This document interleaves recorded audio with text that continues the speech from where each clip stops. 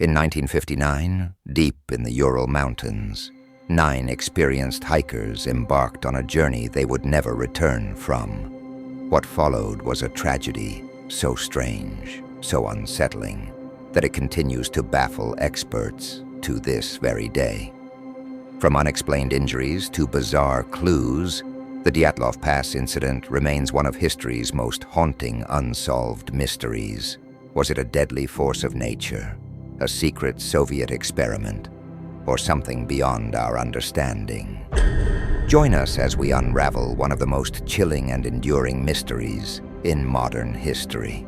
In late January 1959, a group of 10 hikers, led by 23-year-old engineering student Igor Dyatlov, set out on an expedition into the frozen wilderness of the Ural Mountains.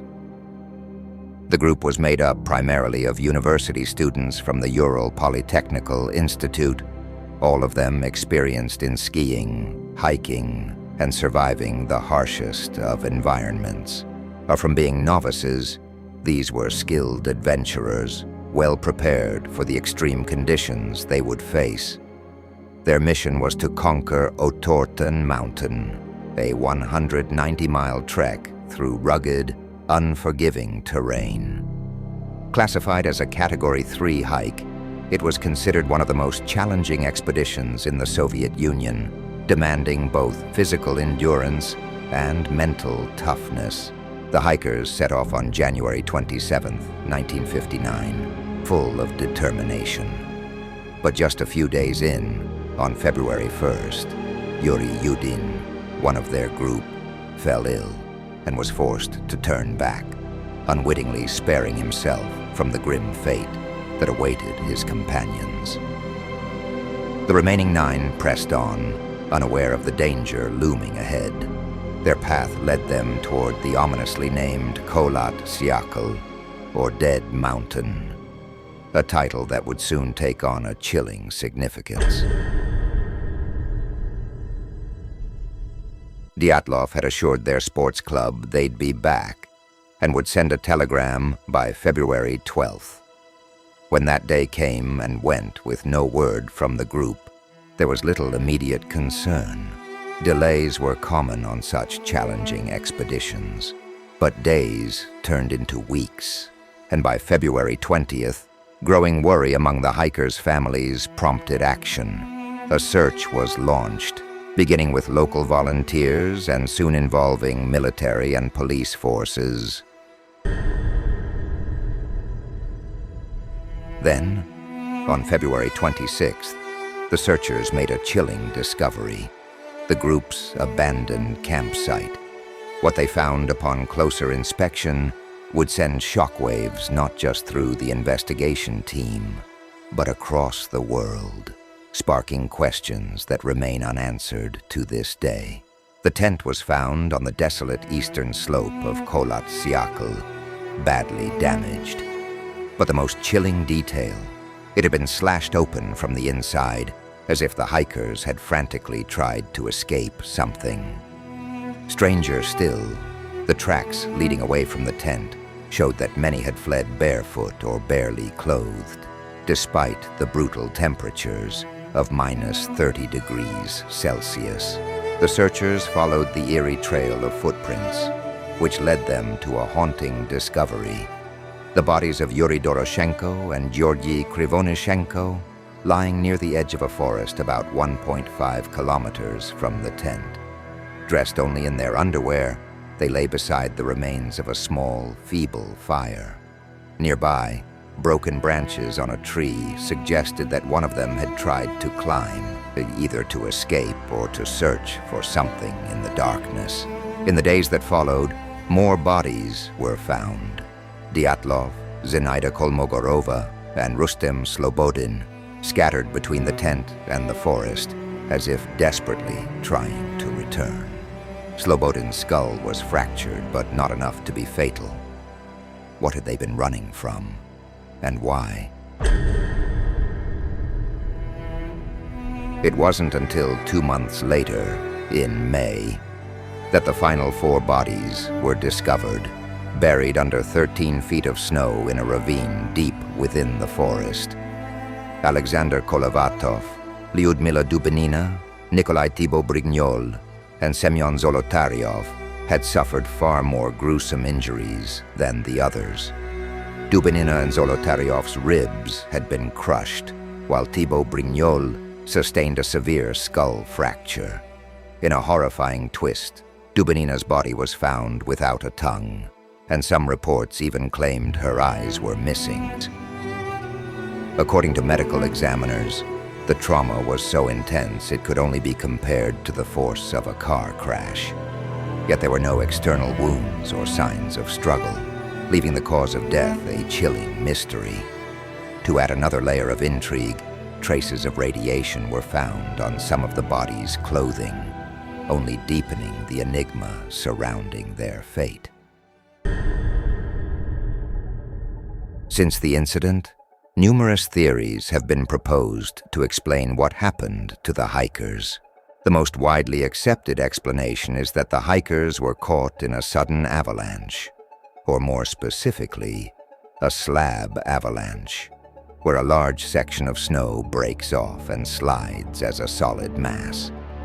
This might explain why the hikers frantically cut their way out of the tent in the dead of night. Searchers found no obvious signs of an avalanche, and the bodies weren't buried deeply enough in the snow to indicate a catastrophic slide. So was it really an avalanche that drove them to their deaths? Or is there more to the story? A katabatic wind is a powerful, sudden gust that can roar down mountain slopes with terrifying force. Some theorists believe that this invisible menace could have hit the hikers' camp, sending them into a state of panic. With the wind howling through their tent, the hikers may have fled in terror, completely disoriented and exposed to the brutal cold of the night. This chaotic scramble could explain their confused behavior. But does it fully account for the strange injuries and the tragic end? The theory raises more questions than answers. Some speculate that the group may have unwittingly crossed into a secret Soviet military testing zone, putting them in the path of dangerous experimental weapons, like parachute mines or other classified devices. Adding fuel to this theory are reports from other hikers of strange, bright lights streaking across the sky around the same time as the incident.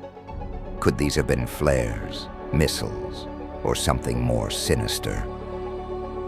While the idea of military involvement remains one of the more captivating explanations, there's no concrete evidence directly linking the military to the tragedy. Yet the possibility lingers, shrouded in Cold War secrecy.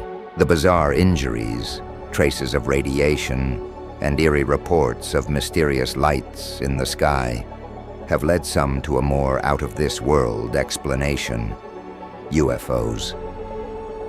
Could the hikers have stumbled upon something extraterrestrial? While most researchers quickly dismiss this theory, it has captivated the imaginations of those who believe in alien encounters. For these theorists, the combination of unexplained phenomena points to a chilling encounter with something beyond our understanding. Whether it's pure speculation or a glimpse into the unknown, the UFO theory continues to intrigue those searching for answers in the stars. Infrasound, a low-frequency sound wave that humans can't consciously hear, has been proposed as a possible explanation for the hikers' strange behavior.